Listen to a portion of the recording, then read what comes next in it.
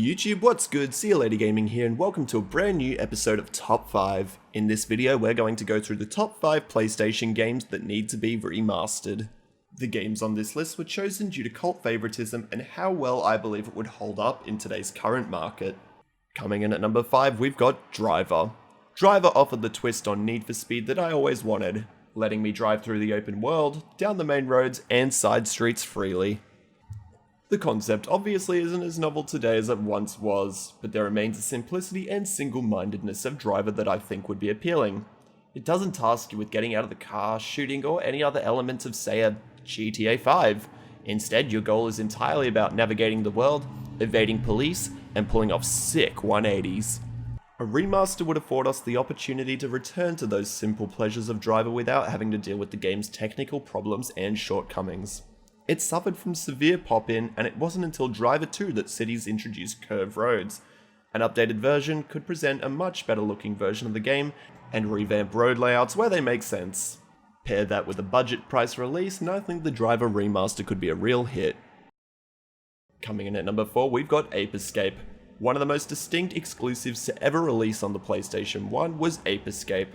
Its premise was bizarre as you played as Spike, a boy tasked with capturing an ape named Spectre who gains enhanced intelligence through the use of an experimental helmet, allowing him to produce an ape army that he sends through time and space in an attempt to rewrite history.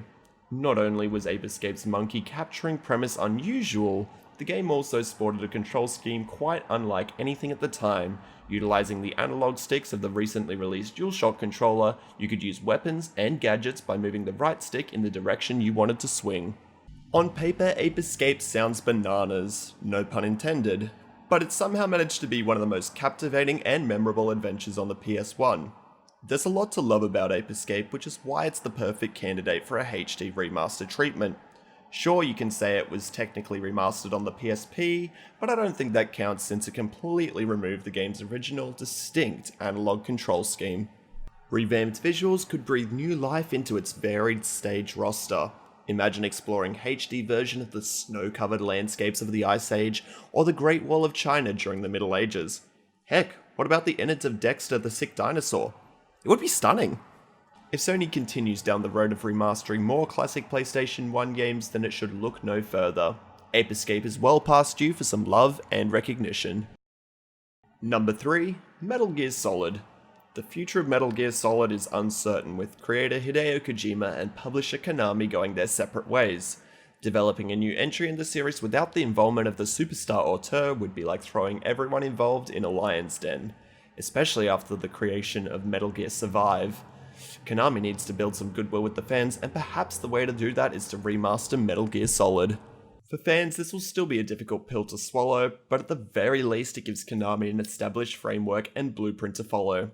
The dream is that the Metal Gear Solid remake is given the same treatment as the Shadow of Colossus remake.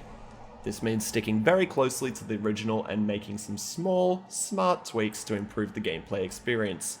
Despite the negative sentiment around Konami specifically towards its treatment of Metal Gear, fans will find it difficult to pass up an opportunity to relive iconic moments from the franchise with all the trimmings of a modern game.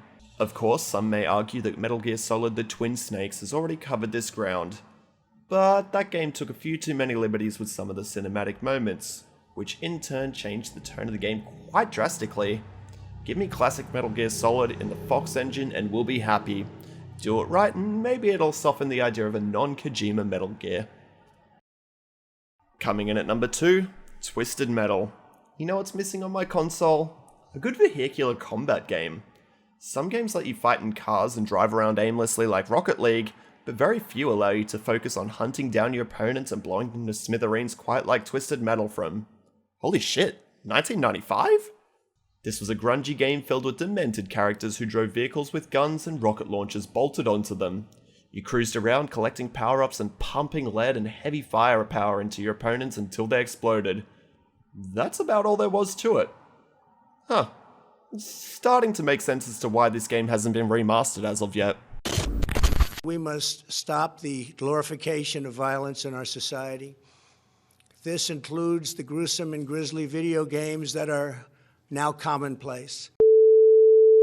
The single player mode was enjoyable and all, but the real fun began when you could convince a friend to hop on for some head-to-head mayhem, and then it got personal. The whole thing was cheap looking and trashy, and drenched in delightful nihilism. What other game would make its mascot an insane clown who drives an ice cream truck? There was nothing quite like Twisted Metal. Coming in at number 1, we've got Crash Bash. Crash Bandicoot's Insane Trilogy and the Crash Team Racing nitro-fueled game gave these original 4 games a much-deserved makeover and modernized them for the current generation. In doing so, developer Vicarious Visions proved to Activision that they could be trusted to do the franchise right for one of gaming's most beloved mascots. Does it not then make sense for them to be given the keys to Crash Bash? The reason it takes out the number 1 spot is because it was one of my first exposures to multiplayer gaming. It was my childhood's version of Mario Party. And in addition to making it look nicer, you have the extra potential to play online with friends? What better reason do you need to remaster it? Do you agree with this list? Let me know what PlayStation games you want to see remastered in the comments below.